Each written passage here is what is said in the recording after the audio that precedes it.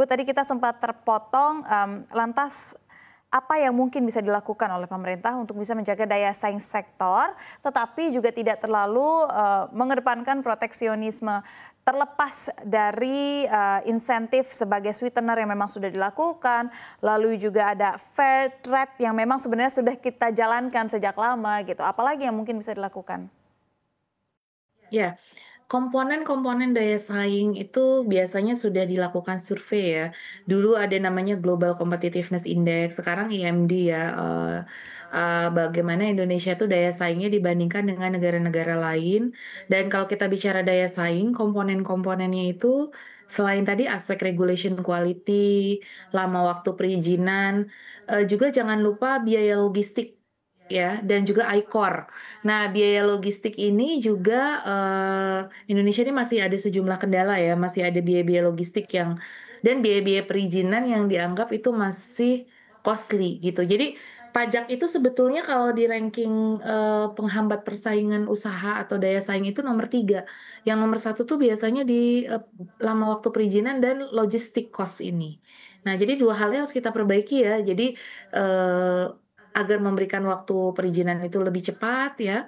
Terus, sebetulnya udah ada OSS kan sejak, kita UU CK itu juga, tapi dalam penerapannya OSS ini masih ada sejumlah kendala terutama di daerah ya, kalau di pusat mungkin sudah lebih baik. Di daerah ini masih ada kayak, ada kendala integrasi antara OSS daerah dengan OSS pusat, itu kadang masih jadi kendala. Penentuan KBLI usaha, hal-hal teknikal seperti itu kadang masih menjadi penghambat buat daya saing usaha kita. Oke. Terus kemudian dari sisi logistik cost ini ya, biaya logistik. Jadi biaya pengiriman barang itu seringkali di Indonesia masih jadi kendala.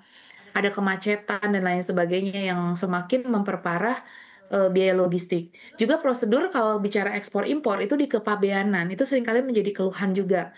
Nah, prosedur-prosedur di kepabeanan harus makanya kan kemarin baru dilakukan reformasi di tubuh Kementerian Keuangan, harapannya ada muka-muka baru, yang kemudian bisa mendorong inovasi di kepabeanan dan juga inovasi di perpajakan. Mmm. Sehingga, apa namanya, karena itu seringkali memang jadi kendala ya, di dalam LPI kita, Logistic Performance Index ranking kita, kita tuh, mengalami perburukan di tracking and tracing di prosedur kepabeanan.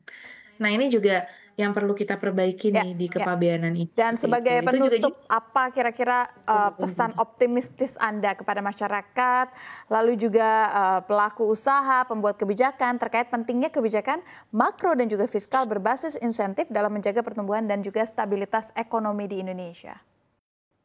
Ya, closing statement dari saya sebetulnya Indonesia itu peluangnya sangat banyak, Indonesia itu sangat kaya.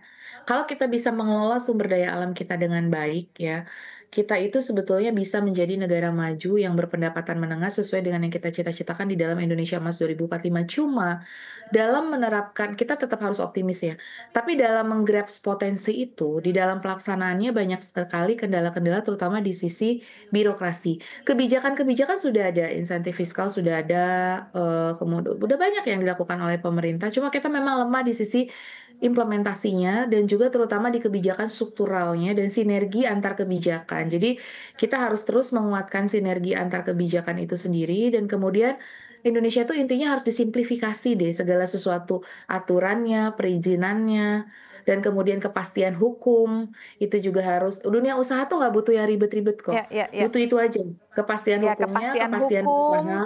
lalu sesuai Iya, juga dengan apa yang disampaikan oleh, Dr. Laver juga bahwa kepastian hukum, lalu, perpajakan yang lebih baik, lalu perdagangan yang lebih baik itu diperlukan ketika ekonomi sedang tidak baik-baik saja dan itu mungkin bisa diterapkan di Indonesia ke depannya. Saya iya. ucapkan terima kasih Dan juga kepada pendekatan yang tidak terlalu top down juga mungkin ya Mbak, sometimes harus ada ya, partisipasi publik juga, jadi tidak hanya top down seperti itu sih, betul, itu betul. juga penting. Terima kasih banyak atas waktu dan informasinya Ibu, sehat dan sukses selalu untuk Anda Ibu Telisa, terima kasih. Terima kasih.